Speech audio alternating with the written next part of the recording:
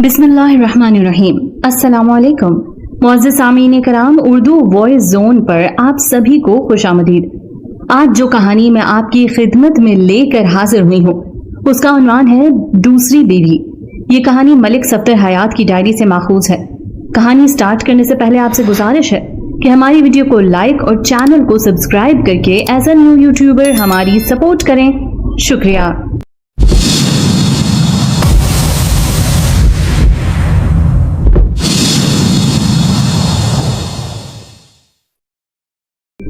آپ مجھے بڑا قابل اور استاد سراغاں سمجھتے ہوں گے، لیکن میں قابل بھی نہیں اور استاد بھی نہیں تھا۔ مجھ میں خوبی یہ تھی کہ میں اپنے فرائض کے ساتھ اور ان لوگوں کے ساتھ جو میرے پاس سائل یا مستغیث یا مشتبہ کی حیثیت سے آتے تھے، عزت و احترام سے پوری طرح دیانت داری اور خلوص سے پیش آتا تھا۔ اگر آپ مجھے اب بھی قابل اور استاد سراغاں سمجھتے ہیں تو میں آپ کو اپنی ایک احمقانہ تفتیش کی کہانی سناتا ہوں۔ میں واردات کی رپورٹ کرنے والوں اور گواہوں وغیرہ کی حماقتوں کے جال میں آ گیا تھا، اور اس جال میں مجھے اپنے خلوص، فرض شناسی اور دیانتداری نے بھی پھنسایا تھا۔ وہ چھوٹا سا ایک قصبہ تھا جسے ارد گرد کے دیہات والے شہر کہتے تھے، کیونکہ اس میں سے پکی سڑک اور ریلوے لائن گزرتی تھی، اور یہاں ریلوے اسٹیشن بھی تھا، ورنہ آج کل کے معیار کے مطابق یہ ایک بڑا گاؤں تھا۔ ایک روز اس قصبے کا ایک آدمی تھانے میں آیا۔ اس کے ساتھ اس کا ایک بیٹا بھی تھا جس کی عمر 14-15 سال ہوگی۔ یہ آدمی مسلمان تھا۔ اس نے بتایا کہ اس کی جوان بیٹی لاپتہ ہے۔ میرے ذہن میں پہلا خیال یہ آیا کہ کسی کے ساتھ نکل گئی ہوگی، لیکن اس نے یہ کہہ کر مجھے حیران کر دیا کہ لڑکی شادی شدہ ہے اور اپنے خاوند کے ساتھ گھر سے لاپتہ ہے۔ میں اسے کوئی گھریلو جھگڑا سمجھا اور یہ ارادہ کیا کہ رپورٹ درج نہیں کروں گا۔ اگر یہ دو گھروں کا جھگڑا ہوا تو ان کی صلح و صفائی کروا دوں گا۔ میں اسے جھگڑا اس لیے سمجھ رہا تھا کہ لڑکی خاوند کے گھر سے لاپتہ ہوئی تھی، لیکن خاوند تو اس آدمی کے ساتھ نہیں تھا۔ آپ کی بیٹی کا خاوند آپ کے ساتھ کیوں نہیں آیا؟ مجھے شک ہے کہ میری بیٹی کو اسی نے غائب کیا ہے، اس نے جواب دیا۔ اس نے جو تفصیل سنائی وہ مختصراً یوں ہے کہ اس خاوند کی یہ دوسری بیوی تھی۔ اس کا نام مجھے یاد نہیں رہا، آپ اسے حلیم کہہ لیں۔ اس نے 8-9 سال گزرے پہلے شادی کی تھی، لیکن اولاد نہ ہوئی۔ اولاد کی خاطر اس نے اس آدمی سے جو رپورٹ درج کرانے آیا تھا اس کی بیٹی کا رشتہ مانگا۔ لڑکی کے باپ نے رشتہ دینے کا وعدہ کر دیا۔ یہ مجھے بعد میں پتا چلا کہ اس نے اپنی 18-19 سال کی عمر کی بیٹی کا رشتہ 32-33 سال کی عمر کے آدمی کو صرف اس لیے دے دیا کہ اس آدمی کے مالی حالات بڑے اچھے تھے، اور وہ جس مکان میں رہتا تھا وہ اس کا اپنا تھا۔ وہ اپنے ماں باپ سے الگ رہتا تھا۔ وہ حویلی بھی اس خاندان کی اپنی تھی۔ حلیم نے رشتہ لینے کی یہ شرط رکھی تھی کہ وہ پہلی بیوی کو طلاق نہیں دے گا اور اس کے حقوق پورے کرتا رہے گا۔ لڑکے کے ماں باپ اپنے بیٹی کا رشتہ حلیم کو نہیں بلکہ اس کی اچھی آمدنی اور مکان کو دے رہے تھے، اس لیے انہوں نے حلیم کی شرط منظور نہ کی اور کہا کہ پہلے وہ پہلی بیوی کو طلاق دے، اور یہ شرط بھی رکھی کہ مکان لڑکی کے نام کر دے، اور یہ بھی کہ وہ 10,000 روپیہ حق مہر کے علاوہ 100 روپیہ ماہوار لڑکی کا خرچ لکھ کر دے۔ حلیم نے یہ شرائط مان لی۔ اسے اولاد کے لیے دوسری بیوی کی ضرورت تھی، اور لڑکی بہت خوبصورت بھی تھی، وہ نوجوان بھی تھی۔ حلیم نے پہلی بیوی کو طلاق دے دی اور اس آدمی کی بیٹی کے ساتھ شادی کر لی۔ مکان بھی لڑکی کے نام کر دیا، 10,000 روپیہ حق مہر اور 100 روپیہ ماہوار خرچ بھی لکھ دیا۔ اس زمانے میں 10,000 روپیہ اور 100 روپیہ ماہوار بہت ہی زیادہ رقمیں تھیں۔ 5-6 افراد کا کنبہ 1 روپیہ روزانہ میں بڑی اچھی روٹی کھا سکتا تھا۔ 100 روپیہ ماہوار تنخواہ پانے والا آدمی امیر سمجھا جاتا تھا۔ باپ کی رپورٹ کے مطابق اس کی بیٹی نیک، سلیقہ شعار، بے زبان اور غلاموں کی طرح زندگی گزارنے والی تھی۔ اس نے اس شادی کو قبول کیا اور خاوند کی خدمت اور فرما برداری میں کوئی کسر نہ رہنے دی، مگر حلیم لڑکی کو میکے نہیں جانے دیتا تھا۔ شادی کوئی 1 سال پہلے ہوئی تھی۔ حلیم نے لڑکی کو 1 سال میں صرف 2 مرتبہ گھر آنے کی اجازت دی، اور وہ بھی 2 دن کے لیے۔ لڑکی کے ساتھ اس کا سلوک اچھا نہیں تھا۔ اس نے یہ اجازت دے رکھی تھی کہ لڑکی کے والدین اور بھائی وغیرہ اس کے گھر آ کر لڑکی سے مل سکتے ہیں اور جتنے دن چاہیں رہ سکتے ہیں۔ دونوں کے گھر اسی قصبے میں تھے اور کچھ دور دور تھے۔ حلیم کا یہ رویہ میرے لیے قابل فہم تھا۔ اس نے دراصل مکان کے عوض لڑکی خریدی تھی۔ لڑکی اب اس کی ملکیت تھی۔ ماں باپ نے لڑکی کی جو قیمت مانگی تھی وہ انہیں مل گئی تھی۔ لڑکی کے باپ نے بتایا کہ 7-8 دن گزرے اس کی بیوی یعنی حلیم کی ساس حلیم کے گھر اپنی بیٹی سے ملنے گئی۔ اسے حلیم اکیلا گھر ملا، لڑکی نہیں تھی۔ ماں نے اپنی بیٹی کے متعلق پوچھا تو حلیم نے بتایا کہ محلے میں کسی کے گھر گئی ہے۔ ماں انتظار کرتی رہی، اس کی بیٹی واپس نہ آئی۔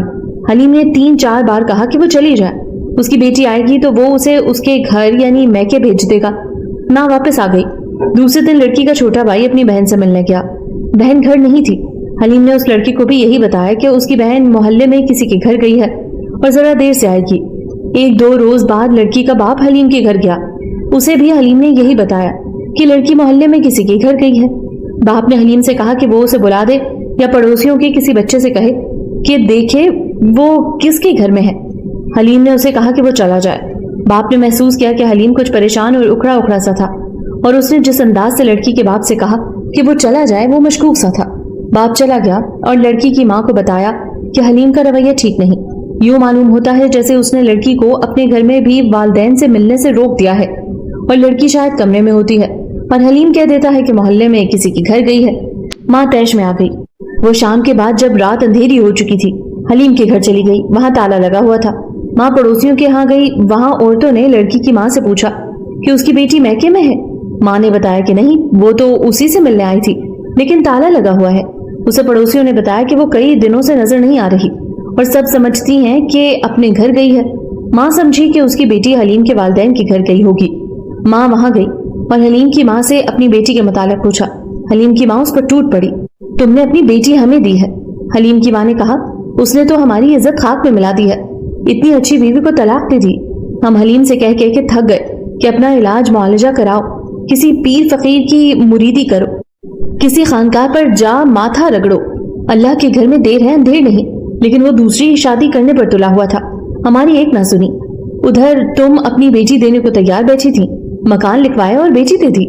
دونوں عورتوں میں تو میں ہوئی اور پتہ چلا کہ نہ حلیم ماں باپ کے گھر جاتا ہے نہ اس کی دوسری بیوی کبھی گئی ہے۔ اس سے حلیم کے خلاف لڑکی کے والدین کو شک ہوا کہ حلیم نے کسی وجہ سے لڑکی کو غائب کر دیا ہے۔ لڑکی کے ماں باپ نے اپنے دوستوں سے مشورہ لیا، انہوں نے مشورہ دیا کہ تھانے رپورٹ کر دو۔ میں نے اس آدمی سے پوچھا کہ اسے حلیم پر ایسا شک کس بنا پر ہوا۔ وہ پہلی بیوی کو طلاق نہیں دینا چاہتا تھا۔ اس نے جواب دیا اس نے دوسری شادی صرف اولاد کی خاطر کی ہے، 1 سال ہونے کو آیا ہے۔ اس نے دیکھ لیا ہوگا کہ اس لڑکی میں بھی اولاد پیدا کرنے کی صلاحیت نہیں۔ وہ مکان ہماری بیٹی کے نام کر چکا تھا، حق مہر بھی بہت زیادہ تھا اور ماہوار خرچ بھی زیادہ۔ اس نے یہ بہتر سمجھا ہوگا کہ اس لڑکی کو طلاق دی تو بہت مہنگی پڑے گی اور مکان بھی ہاتھ سے نکل جائے گا، اس لیے اسے ٹھکانے لگا دو۔ کچھ عرصہ گزر جانے کے بعد وہ تیسری شادی کر لے گا، اس پر اپنے والدین کا دباؤ بھی پڑ رہا ہے۔ وہ حلیم کی پہلی بیوی کے قریبی رشتہ دار ہیں۔ مجھے یہ 4 دیواری کی دنیا کا ایک معمولی سا ڈرامہ نظر آتا تھا۔ کسی لڑکی کو غائب کر دینا یا قتل کرا دینا آسان کام نہیں ہوتا۔ ایسی وارداتیں راجوں مہاراجوں اور بہت بڑے جاگیرداروں کے ہاں ہوتی ہیں۔ میں نے رپورٹ لکھنے کے بجائے حلیم سے بات کرنا بہتر سمجھا۔ ایک کانسٹیبل کو پرائیویٹ کپڑوں میں حلیم کے پتے پر بھیجا کہ کسی اور کو بتائے بغیر اسے تھانے لے آئے۔ حلیم کے سسر اور سسر کے بیٹے کو میں نے کانسٹیبلوں کے کمرے میں بھیج دیا اور میں کسی اور کام میں مصروف ہو گیا۔ حلیم کا گھر دور نہیں تھا۔ تقریباً 1 گھنٹے بعد کانسٹیبل آ گیا۔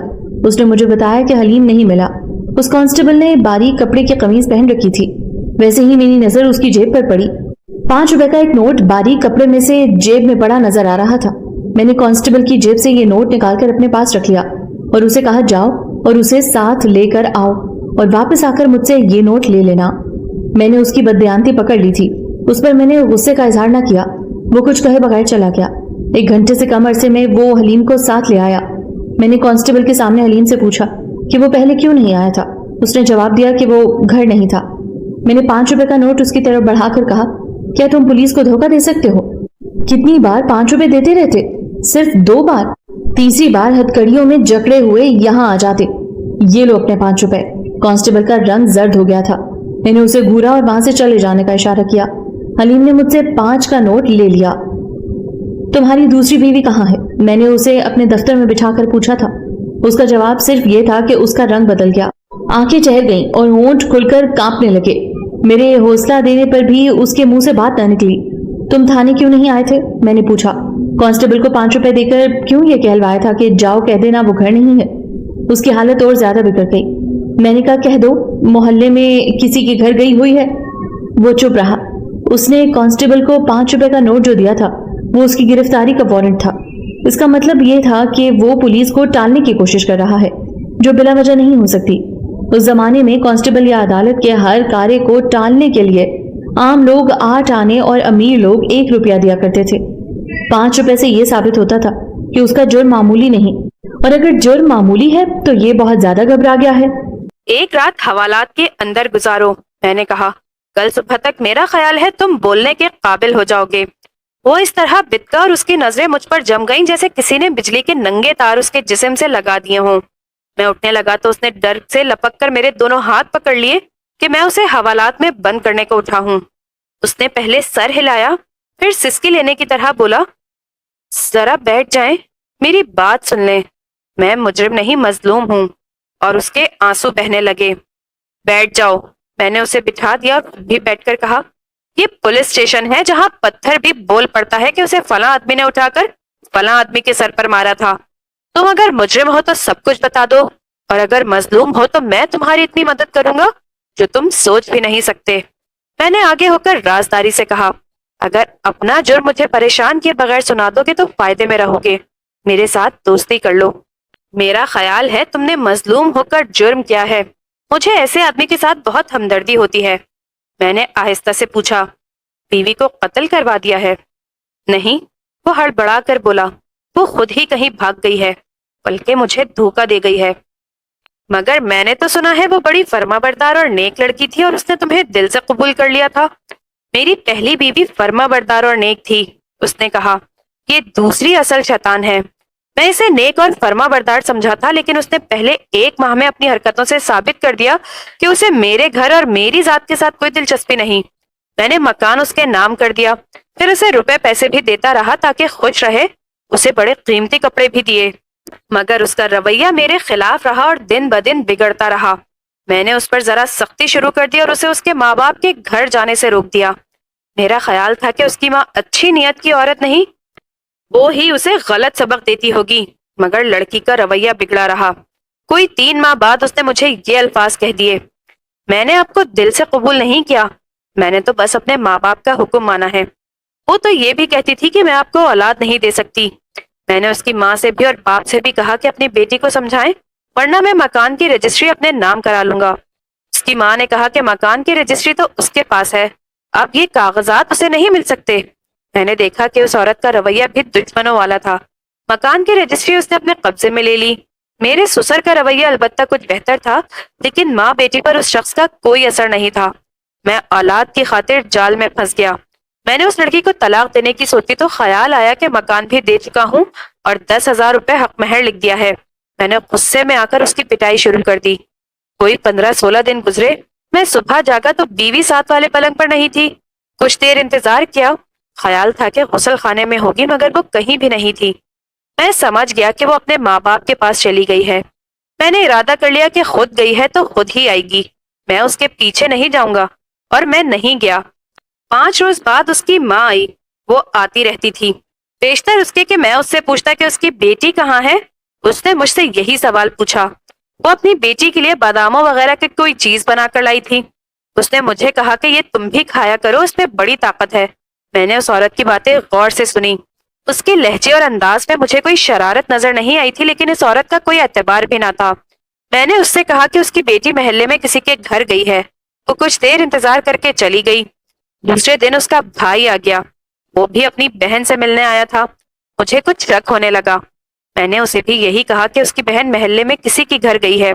बातों बातों में उसने पूछा कि उसकी बहन अपने घर कब गई थी। वो 14-15 साल का लड़का मेरी बातों में आ गया।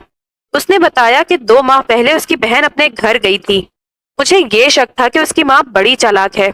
उसने अपनी बेटी को मुझसे चोरी छुपे अपने घर बुलाकर छुपा लिया है, और ये उसकी कोई खतरनाक चाल होगी। मगर लड़के से पता चला कि मेरी बीवी माँ बाप के पास भी नहीं गई, वो भाग गई थी।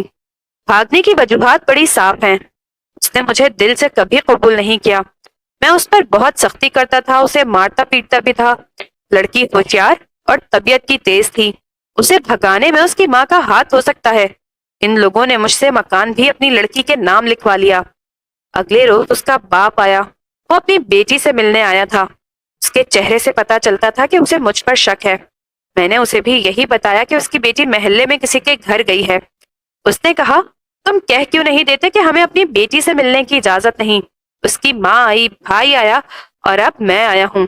تم سب کو ایک ہی جواب دے رہے ہو کہ محلے میں کسی کی گھر گئی ہے. میں شام تک یہی رہوں گا اور وہ آ جائے گی. میرے لیے یہ پریشانی کچھ کم نہیں تھی کہ میری بیوی لاپتہ ہو گئی. اس کے باپ نے مجھے مشتبہ سمجھ کر روب سے بات کی تو مجھے غصہ آ گیا. میں نے اسے کہا گھر کے سارے کمرے دیکھ لو, اوپر چلے جاؤ.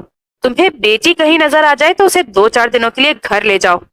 اس نے ایک بار کہا کہ میں شام تک ٹھہروں گا. میں نے کہا میں تمہیں 2 منٹ اور یہاں نہیں ٹھہرنے دوں گا, میں اپنے کام سے جا رہا ہوں. اس نے غصے کا جواب غصے سے دیا تو میں نے جل کر کہا اب اپنی بیٹی پر تمہارا کوئی حق نہیں. میں نے پورا مکان دے کر اسے تم سے خریدا ہے. یہ میری مہربانی ہے کہ میں تمہیں اپنے گھر میں داخل ہونے دیتا ہوں. وہ واہی تباہی بکتا نکل گیا اور آج آپ نے مجھے بلا لیا. میرے دل میں جو کچھ تھا وہ آپ کو سنا دیا ہے. حقیقت یہ ہے کہ میری بیوی کسی کے ساتھ بھاگ گئی ہے. تمہیں کسی پر شک ہے؟ میں کچھ کہہ نہیں سکتا.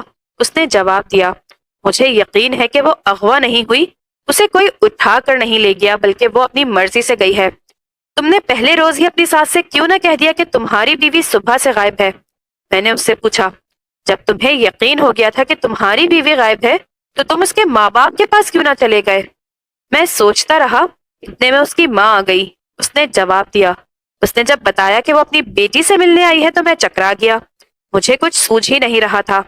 میں نے اس پر بہت جرا کی, اسے بہت چکر دیے, اس کی نفسیات سمجھنے کی کوشش کی, اس کی نیت کو بھاپا. پھر میں نے یہ رائے قائم کی کہ یہ شخص اتنا دلیر اور چالاک نہیں جتنا احمق ہے. میں نے اس سے یہ بھی پوچھا کہ اسے جب یقین ہو گیا تھا کہ اس کی بیوی اتنے دنوں سے لاپتہ ہے تو اس نے پولیس کو رپورٹ کیوں نہ دی. اس نے طرح طرح کی احمقانہ باتیں کر کے مجھے اپنا حامی بنانے کی کوشش کی. وہ دراصل کہنا یہ چاہتا تھا کہ اپنی زبان سے یہ کہنے میں اس کی بیوی بھاگ گئی ہے وہ اپنی بے عزتی سمجھتا ہے. اپنی پہلی بیوی سے بھی نادم تھا, دوسری بیوی کے فرار کو چھپانے کی کوششوں میں تھا اور یہ امید لگائے بیٹھا تھا کہ اس کی بیوی گھوم پھر کر گھر واپس آ جائے گی. میں نے حلیم کو دفتر سے نکال کر ایک اور کمرے میں بھیج دیا اور اس کے سسر کو بلایا. اسے خبردار کیا کہ وہ اپنی بیٹے کی گمشدگی کی رپورٹ لکھوانے آیا ہے. اسے ایک بار پھر سوچ لینا چاہیے کیونکہ رپورٹ غلط ثابت ہوئی اور بیٹی اس کے اپنے گھر سے برآمد ہو گئی. اب پتہ چل گیا کہ اپنی بیٹی کو اس نے خود یا اس کی ماں نے اپنے داماد کو پریشان کرنے کے لیے کہیں چھپا رکھا تھا تو دونوں کو گرفتار کر لیا جائے گا. اس شخص نے مجھے قائل کرنے کی کوشش کی کہ اپنی بیٹی کو انہوں نے خود غائب نہیں کیا, ان کے داماد نے اسے غائب کیا ہے. اسے ابھی معلوم نہیں ہوا تھا کہ میں نے اس کے داماد کو بھی بلا رکھا ہے. میں نے اسے کہا کہ وہ گھر جائے اور اپنی بیوی سے ایک بار پھر مشورہ کر لے اور اسے بتائے کہ رپورٹ درج کرانے کا نتیجہ کچھ اور بھی ہو سکتا ہے. وہ چلا گیا. میں نے حلیم کو بلا کر ڈرایا دھمکایا اور بہت کوشش کی کہ اس نے اگر بیوی کو خود ادھر ادھر کر دیا یا ٹھکانے ہی لگا دیا ہے تو مجھے بتا دے. وہ رونے پر آ گیا, بار بار یہی کہتا تھا کہ میری بیوی اپنی مرضی سے یا اپنی ماں کی کوششوں سے لاپتہ ہوئی ہے, اسے تلاش کیا جائے. میں اتنا تو سمجھ گیا تھا کہ حلیم میں اپنی بیوی کو قتل کرنے اور لاش غائب کرنے کی ہمت نہیں. البتہ یہ ممکن تھا کہ اس کے پاس پیسہ تھا جس سے وہ یہ جرم کرائے کے قاتلوں سے کروا سکتا تھا. تاہم میں ابھی تک اسے گھریلو جھگڑا سمجھ رہا تھا اور میری کوشش یہ تھی کہ یہ لوگ صلح و صفائی کر کے پولیس اور عدالت کے چکر سے بچ جائیں. میں نے حلیم سے کہا کہ وہ کل پھر میرے پاس آئے, شاید اس کی بیوی واپس آ جائے. وہ بھی چلا گیا. 2 دن میں ان میں سے کوئی بھی تھانے میں نہ آیا. میں مطمئن ہو گیا کہ انہوں نے آپس میں کوئی سمجھوتا کر لیا ہے. تیسرے دن 2 میل دور کے ایک گاؤں کا نمبردار تھانے میں آیا. اس نے بتایا کہ اس کے گاؤں سے تھوڑی ہی دور ویرانے میں ایک عورت کی لاش برآمد ہوئی ہے جو زمین میں دبی ہوئی تھی. بھیڑیوں وغیرہ نے کچھ نکال لی ہے اور کچھ کھا لی ہے. میں اسی وقت روانہ ہو گیا. لاش عورت کی تھی, خراب ہو چکی تھی, سوجی ہوئی اور گلی سڑی ہوئی نہیں تھی. گیدڑوں اور بھیڑیوں نے اسے تھوڑی دیر پہلے نکالا تھا. کئی جگہوں سے گوشت کھایا ہوا تھا, چہرہ البتہ محفوظ تھا. جسم پر خون نہیں تھا جس سے ظاہر ہوتا کہ اسے تیز دھار آلے سے نہیں مارا گیا. اسے درندوں نے جہاں سے نکالا تھا وہ گہرا گڑھا نہیں تھا. رات طوفانی بارش برسی تھی. بہتے پانی نے گڑھے سے مٹی بہا دی تھی جس سے لاش ننگی ہو گئی اور گیدڑ وغیرہ پہنچ گئے. لاش کے کپڑے درندوں نے چتھڑے بنا دیے تھے. میں نے کپڑے دیکھتے ہی کہہ دیا کہ یہ عورت دیہاتی نہیں تھی. اس کے پاؤں میں شہری سینڈل تھے جو صرف شہروں میں پہنے جاتے تھے. میں نے لاش اٹھوائی اور پوسٹ مارٹم کا انتظام کرایا. مجھے حلیم کی بیوی کا خیال آ گیا. یہ لاش میرے لیے مصیبت بننے والی تھی کیونکہ منادی کرا کے اس کی شناخت کرانی تھی. میرے تھانے میں حلیم کی بیوی کے سوا کسی عورت کی گمشدگی کی رپورٹ نہیں آئی تھی. اگر یہ حلیم کی بیوی نہیں تھی تو مجھے دوسرے تھانوں سے بھی پتہ کرنا تھا کہ کسی کے ہاں کسی عورت کی گمشدگی کی رپورٹ تو نہیں آئی ہوئی۔ میں لاش پوسٹ مارٹم کے لیے بھجوا کر تھانے چلا گیا۔ ایک کانسٹیبل سے کہا کہ وہ حلیم، اس کے سسر اور ساس کو تھانے لے آئے۔ لاش کو دیر سے آنا تھا۔ حلیم وغیرہ پہنچ گئے۔ میں لاش کے کپڑوں کے چیتھڑے اور سینڈل لے آیا تھا۔ پہلے حلیم کو اندر بلایا اور اسے چیتھڑے اور سینڈل دکھائے۔ اس نے کہا کہ اگر ایک چیتھڑا دھو کر اسے دکھایا جائے تو پہچاننے میں آسانی ہوگی۔ کپڑے کیچڑ سے پہچانے نہیں جا رہے تھے۔ میں نے سب سے بڑا ٹکڑا ایک کانسٹیبل کو دیا اور کہا کہ اسے دھو لائے۔ یہ پھولدار کپڑا تھا اور ریشمی تھا۔ کپڑا دھل کر آیا تو حلیم نے پہچان لیا۔ کہنے لگا کہ اس رات اس کی بیوی نے یہی کپڑے پہن رکھے تھے۔ سینڈل بھی اس نے پہچان لیا۔ لاش کے ساتھ زیور کی ایک بھی چیز نہیں تھی۔ پھر میں نے حلیم کی ساس کو بلایا۔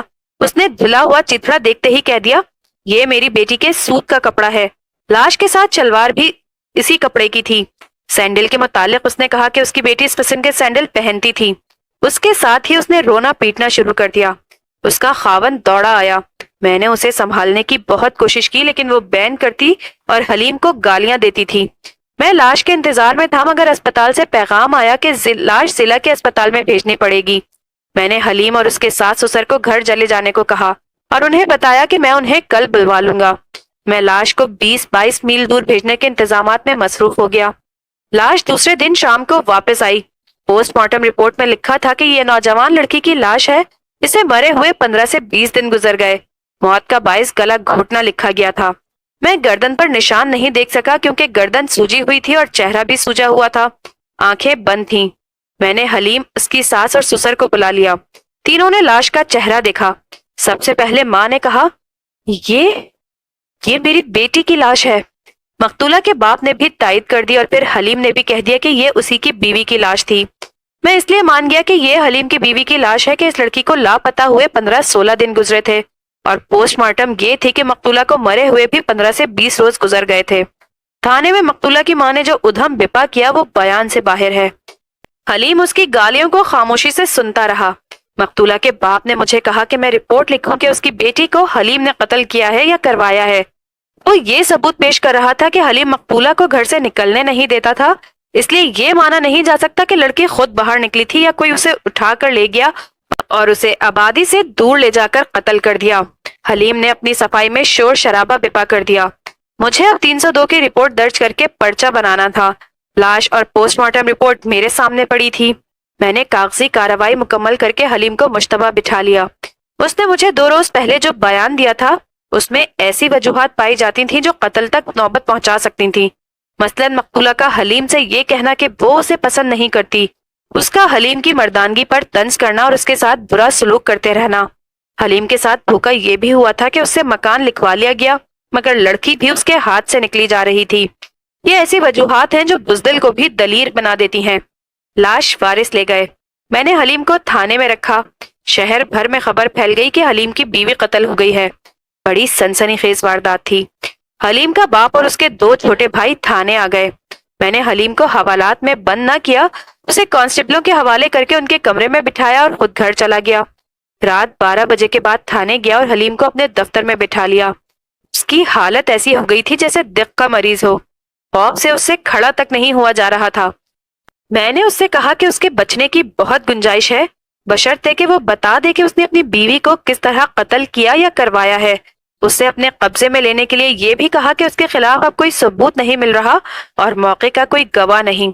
اس نے بچوں کی طرح رونا شروع کر دیا۔ وہ قسمیں کھاتا تھا۔ میں نے اس سے پوچھا کہ اس کی بیوی اس سے پہلے بھی کبھی اسے بتائے بغیر گھر سے نکلی۔ اس نے جواب دیا کہ وہ دن کے وقت اکثر کام سے باہر رہتا تھا، کبھی پتہ نہیں چلا کہ وہ گھر سے کبھی نکلی ہے یا نہیں۔ اسی طرح رات کو کبھی غائب نہیں ہوئی تھی۔ میں نے پوچھا کہ رات اس نے کس وقت اسے اپنے پلنگ پر دیکھا تھا۔ اس نے بتایا کہ تقریباً 2 بجے وہ پیشاب کے لیے اٹھا تو اس کی بیوی گہری نیند سوئی ہوئی تھی۔ میں نے اس پر کم و بیش 3 گھنٹے صرف کیے مگر حاصل کچھ نہ ہوا۔ میں اس وقت اتنا تجربے کار تو تھا نہیں، پھر بھی مجھے یقین ہونے لگا کہ یہ شخص ایسا خوفناک جرم نہیں کر سکتا۔ پولیس کے سوال در سوال کے سلسلے اور جرح سے کوئی استاد ہی بچ سکتا ہے۔ اس آدمی میں مجھے کوئی چالاکی نظر نہ آئی۔ اس کے باوجود میں نے اسے بری قرار نہ دیا۔ یہ ممکن تھا کہ اس نے رات غصے سے بے قابو ہو کر بیوی کا گلا گھونٹ دیا ہو اور لاش وہاں جا کر دفن کرایا ہو۔ کیا یہ بھی ہو سکتا تھا کہ اس نے کسی دوست یا کسی اور کی مدد لی ہو؟ اس کے گھر کی تلاشی اب ضروری تھی۔ صبح ہوئی تو میں اس کے گھر کو چلا۔ اس کا باپ رات بھر تھانے کے باہر بیٹھا رہا تھا۔ وہ میرے سامنے آ گیا اور منت سماجت کرنے لگا۔ میں نے اسے بھی ساتھ لے لیا۔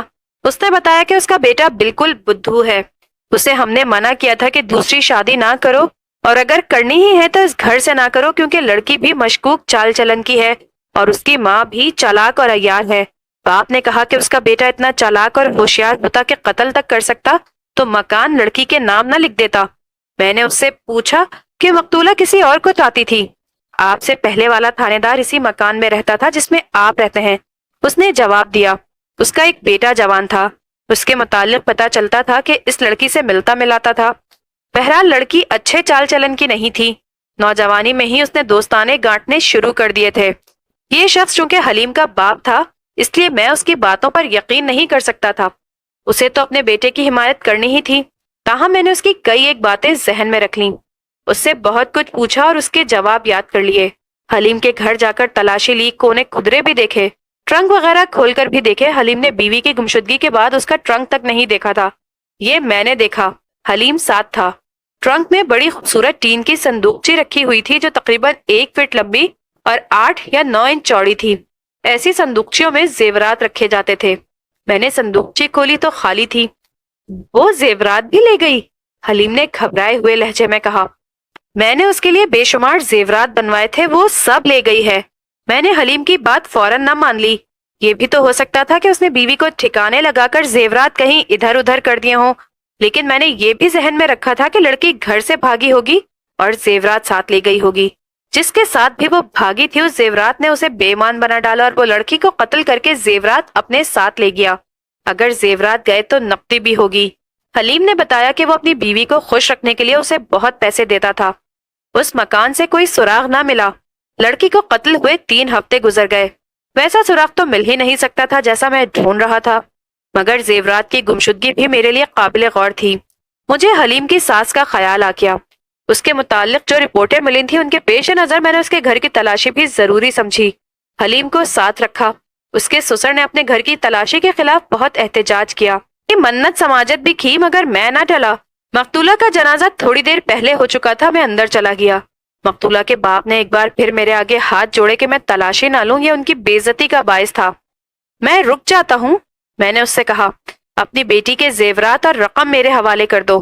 اس نے قسمیں کھا کر کہا کہ بیٹی کے زیورات کی کوئی بھی چیز اس کے پاس نہیں۔ میں نے پہلی بار مقتولہ کی ماں کو دیکھا۔ بڑی خوبصورت عورت تھی۔ میں نے اس کی آنکھوں کے بدلتے زاویے، اداسی میں بھی ہلکی سی مسکراہٹ، اسٹائل اور چال ڈھال دیکھی تو مجھے خیال آیا کہ میں نے ایسی عورت پہلی بار نہیں دیکھی۔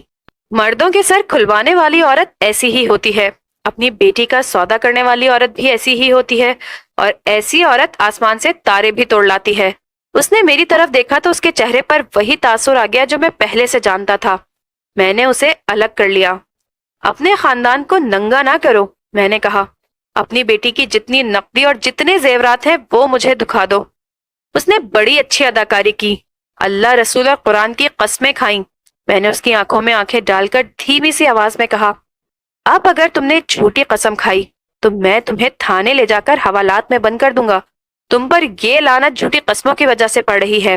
تمہاری بیٹی قتل ہوئی، تمہارے گھر کی تلاشی ہو رہی ہے، توبہ کرو اور میرے ساتھ سچ بولو، بتا دو لڑکی کا اس گھر میں کیا کچھ رکھا ہے۔ اس نے پھر بھی مجھے بیوقوف بنانے کی کوشش کی۔ میں نے تلاشی شروع کر دی۔ زیورات کی 3-4 چیزیں حلیم نے پہچان لی۔ ان میں 2 چیزیں حلیم کی پہلی بیوی چھوڑ گئی تھی جو دوسری بیوی نے اپنی ماں کو دے دی تھی۔ کچھ رقم بھی برآمد ہوئی، لیکن اس کے متعلق یہ نہیں کہا جا سکتا تھا کہ یہ مقتولہ نے ماں کو دی ہے۔ حلیم کے گھر کی رجسٹری بھی برآمد ہوئی۔ حلیم کے سسر نے مجھے اندر ایک کمرے میں روک لیا اور رو کر کہنے لگا، یہ میری بے عزتی میری اپنی بیوی اور بیٹی کی وجہ سے ہو رہی ہے۔ اس نے کہا کہ حلیم کے ساتھ اپنی بیٹی کا سودا اس کی بیوی نے ہی کیا تھا۔ اس گھر سے اور کوئی سراغ نہ ملا۔ مجھے کچھ ایسا یقین ہونے لگا کہ قاتل حلیم نہیں، اور یہ بھی کہ لڑکی کو غائب کرنے میں اس کی اپنی ماں کا ہاتھ نہیں۔ کوئی وجہ نظر نہیں آتی تھی۔ حلیم کی پہلی بیوی اور اس کے بھائیوں کو نظر انداز نہیں کیا جا سکتا تھا۔ مخبروں نے جو رپورٹیں دی ان کے مطابق مقتولہ اس کی ماں کا چال چلن ٹھیک نہیں تھا۔ حلیم کے باپ نے بتایا تھا کہ مجھ سے پہلے تھانے دار کے بیٹے کے ساتھ مقتولہ کا میل ملاپ تھا۔ ایک مخبر عورت نے اس کی تصدیق کی۔ یہ اطلاع میرے کام آ سکتی تھی، لیکن ابھی دیکھنا یہ تھا کہ کیسے۔ میرے دماغ میں یہ بات آتی تھی کہ اگر میں حلیم کی یہ بات مان لوں کہ اس کی بیوی بھاگ گئی ہے تو وہ تھانے دار کے بیٹے کے ساتھ بھاگی ہوگی، زیورات اور نقدی ساتھ لے گئی۔ باہر جا کر یوں ہوا ہوگا کہ تھانے دار کا بیٹا بے ایمان ہو گیا اور لڑکی کو قتل کر کے زیورات اور رقم لے اڑا۔ یہ بھی ہو سکتا ہے کہ دونوں شہر سے پیدل نکلے، راستے میں پیشہ ور راہزنوں اور ڈاکوؤں کے ہتھے چڑھ گئے۔ مقتولہ کی لاش کے ساتھ زیور کی ایک بھی چیز نہیں تھی، ہو سکتا ہے یہ بھی راہزنوں نے اتار لی ہوں گی۔ حلیم کی پہلی بیوی یا اس کے بھائیوں پر انتقام کا شک کیا جا سکتا تھا۔ میں رات کو ان کے گھر چلا گیا۔ اس گھرانے کے متعلق مجھے رپورٹ مل چکی تھی کہ شریف اور عزت دار گھرانہ ہے۔ وہاں 2 جوان لڑکے تھے جن کے متعلق بتایا گیا تھا کہ شرمیلے اور سیدھے سادے ہیں۔ میں نے ان کے گھر جا کر حلیم کی پہلی بیوی کے باپ سے بات کی۔ اس کے آنسو نکل آئے، اس کے ساتھ بہت باتیں ہوئی۔ عجیب بات یہ دیکھی کہ اس نے حلیم کو برا بھلا نہ کہا، بلکہ یہ کہا کہ بڑا سیدھا آدمی ہے۔ میں نے اس کے بیٹوں کو بھی بلا لیا۔ ان میں سے ایک کی عمر 20 سال کے قریب ہوگی اور دوسرے کی 16-17 سال۔ دونوں شرمیلے سے تھے۔ ان کے چہروں پر مجھے قتل کرنے والی دلیری کے آثار نظر نہ آئے۔ میں ان کے ساتھ ایسے انداز سے باتیں کرتا رہا جس میں دوستی اور ہمدردی تھی، لیکن میں ان کی جانچ پڑتال کر رہا تھا۔ بڑے لڑکے نے کہا، اگر آپ اس شک پر آئے ہیں کہ حلیم کی دوسری بیوی کے قتل میں ہمارا ہاتھ ہے تو مجھے اس سوال کا جواب دیں کہ ہم نے لڑکی کو کیوں قتل کیا۔ یہ میں آپ کو یقین دلاتا ہوں کہ ہماری بہن کو اس لڑکی نے طلاق نہیں دلوائی، طلاق ہم نے خود مانگی تھی۔ حلیم تو طلاق دے ہی نہیں رہا تھا، اس نے دوسری شادی کا فیصلہ کر لیا تھا۔ قصوروار حلیم ہے، اس کی دوسری بیوی نہیں۔ اسے قتل کر کے ہم حلیم کے گھر اپنی بہن کو دوبارہ آباد نہیں کر سکتے تھے، آباد کرنا ہی نہیں چاہتے تھے۔ ہم نے خود طلاق مانگی تھی۔ اس لڑکے کی بات میں وزن تھا۔ میں یہ بھی دیکھ چکا تھا کہ یہ لڑکے قتل کی جرت نہیں رکھتے، پھر بھی ان کے سینے میں جھانکنے کے لیے میں نے ان کے ساتھ گپ شپ کے انداز میں بہت دیر باتیں کی۔ آخر انہیں کہا کہ میں ان کی بہن سے 2-4 باتیں کرنا چاہتا ہوں۔ میں نے ان سے معذرت کی، وہ شریف لوگ تھے۔ انہوں نے اندر جا کر اپنی بہن کو میرے پاس بھیج دیا۔ باپ بھی اندر چلا گیا۔ میں نے اس عورت کے ساتھ افسوس کا اظہار کیا کہ حلیم نے اسے طلاق دے دی ہے۔ ایسی ہی چند اور باتیں کر کے اس کے دل سے پولیس کا ڈر نکال دیا۔ اس کے ساتھ جو باتیں ہوئی ان سے مجھے یہ معلومات حاصل ہوئی کہ حلیم نے اس کا ڈاکٹری معائنہ کرایا تھا اور وہ ٹھیک نکلی تھی۔ حلیم نے اپنا معائنہ ڈاکٹروں کے کہنے کے باوجود نہ کرایا۔ اکثر یوں ہی ہوتا ہے کہ جس مرد کے اولاد نہ ہو وہ بیوی میں نقص بتاتا ہے اور اپنا معائنہ کرانے میں توہین سمجھتا ہے۔ حلیم کی پہلی بیوی نے بتایا کہ حلیم کا رویہ بھی یہی تھا۔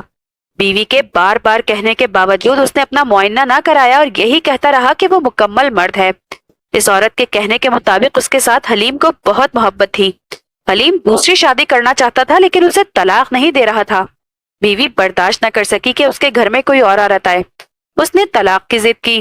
ادھر مقتولہ کے والدین نے بھی طلاق کی شرط عائد کر دی۔ حلیم نے پہلی بیوی سے یہ کہا تھا کہ وہ اپنی محبت منتقل نہیں کرے گا، صرف اولاد کی خاطر شادی کر رہا ہے۔ اس نے یہ بھی کہا تھا کہ وہ اس عورت کو جائیداد کا حصہ دے گا اور اسی کو اپنی اصل بیوی سمجھے گا، مگر یہ عورت نہ مانی۔ میں نے اپنائیت کے انداز میں اپنے مطلب کی باتیں پوچھنی شروع کر دی۔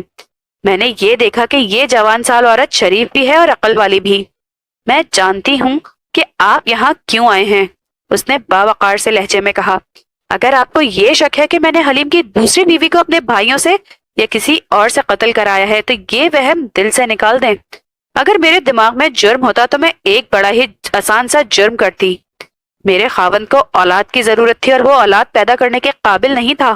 میں بڑی آسانی سے اسے اولاد دے سکتی تھی۔ اس اولاد کا باپ کوئی اور ہی ہوتا لیکن میرا خاوند اسے اپنی اولاد سمجھتا۔ میں طلاق سے بچ جاتی اور جائیداد کی وارث بنتی۔ اس لڑکی کو قتل کرنے سے کیا حاصل ہوتا؟ اس کا تو اس میں کوئی قصور ہی نہیں۔ مجھے یہ بھی حسد نہیں ہو سکتا تھا کہ اس بیوی سے حلیم کی اولاد پیدا ہوگی۔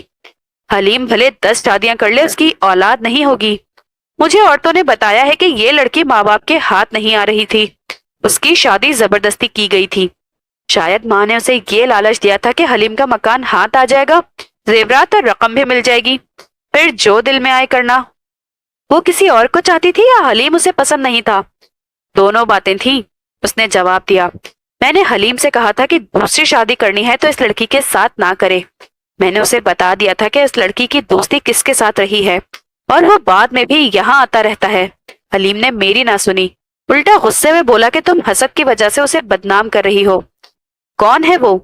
آپ سے پہلے تھانے دار کا بیٹا، اس نے جواب دیا۔ ایسی باتیں چھپی نہیں رہا کرتی۔ یہ تو مجھے معلوم نہیں کہ ان کی دوستی کہاں سے شروع ہوئی تھی، البتہ یہ معلوم ہے کہ اس لڑکی کے گھر کے ساتھ ایک گھر ہے، وہاں کی ایک لڑکی میری گہری سہیلی ہے، اس کا بھائی تھانے دار کے بیٹے کا دوست ہے، دونوں میں محبت اور رازداری تھی۔ تھانے دار کے بیٹے کا نام امین ہے، وہ کبھی کبھی رات کو اپنے دوست کے گھر آ جاتا، وہ بیٹھک میں بیٹھتے، کبھی لڑکی بیٹھک میں آ جاتی، کبھی چھتوں کے اوپر سے ادھر آ جاتی اور امین اوپر چلا جاتا۔ میری سہیلی بتاتی ہے کہ یہ لڑکی اسے بڑے فخر سے اپنی محبت کے قصے سنایا کرتی تھی۔ میری اسی سہیلی کو اس نے بتایا تھا کہ اس کی شادی کہیں اور کی گئی تو وہ امین کے ساتھ بھاگ جائے گی۔ مجھ سے پہلا تھانے دار بھی مسلمان تھا، اسے یہاں سے گئے 1 سال ہونے کو آیا تھا۔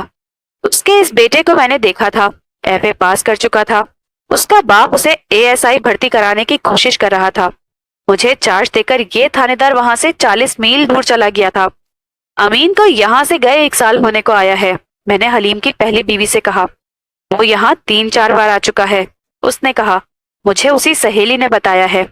اس عورت نے مجھے بڑی قیمتی بات بتا دی تھی۔ میں اسے تسلی دلاسا دے کر اور اس کے باپ اور بھائیوں سے سلام دعا کر کے رخصت ہوا۔ میں نے حلیم کی پہلی بیوی سے اس کی سہیلی کے بھائی کا نام پوچھ لیا۔ میں نے دوسرے دن اسے تھانے بلایا۔ 18-19 سال کا یہ نوجوان بڑا ڈرا ہوا تھا۔ میں نے اس سے کہا، میں تم سے جو کچھ پوچھوں وہ بالکل سچ بتانا، کسی تھانے دار یا اس کے بیٹے سے نہ ڈرنا۔ اس نے وہی بات تفصیل سے سنا دی جو حلیم کی پہلی بیوی نے اختصار سے سنائی تھی۔ اس نے یہ بھی بتایا کہ امین اپنے باپ کے چلے جانے کے بعد بھی یہاں آتا رہا ہے اور لڑکی اسے حلیم کے گھر سے آ کر ملتی رہی ہے۔ وہ آخری بار کب آیا تھا؟ 20-22 روز گزرے آیا تھا، اس نے جواب دیا۔ حلیم کی دوسری بیوی کا ساتھ لے گیا تھا؟ نوجوان نے یوں چوک کر میرے منہ پر نظریں جما دیں جیسے میں نے اس کے دل میں خنجر اتار دیا ہو۔ میں چپ چاپ اسے دیکھتا رہا، اس کا ذرا سا سر ہلا اور اس کے چہرے کا رنگ بدلنے لگا، اس کے ہونٹ ہلے۔ لیکن اللہ کی قسم، اس میں میرا کوئی قصور نہیں، اس نے بڑی مشکل سے کہا۔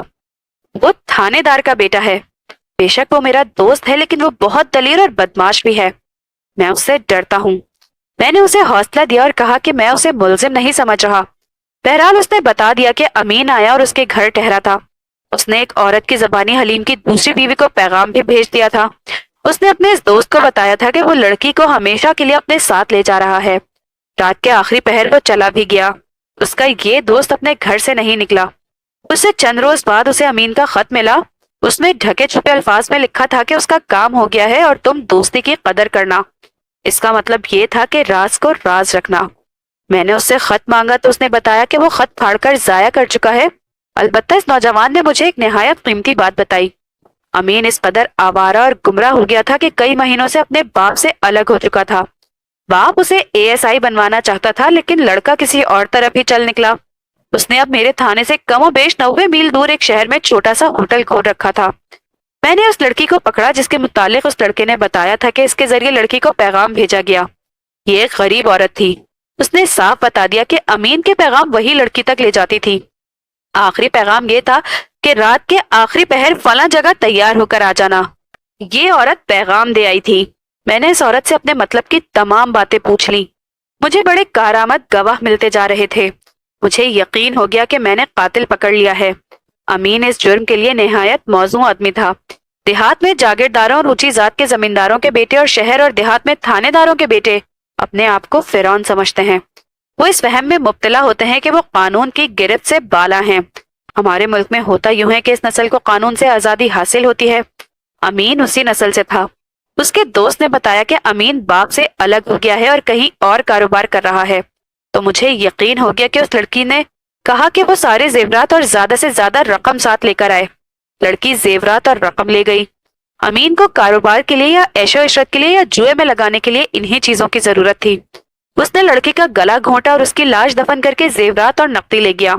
صرف ایک سوال مجھے پریشان کر رہا تھا، اس نے لاش کو زمین میں دبانے کے لیے گڑھا کس طرح کھودا؟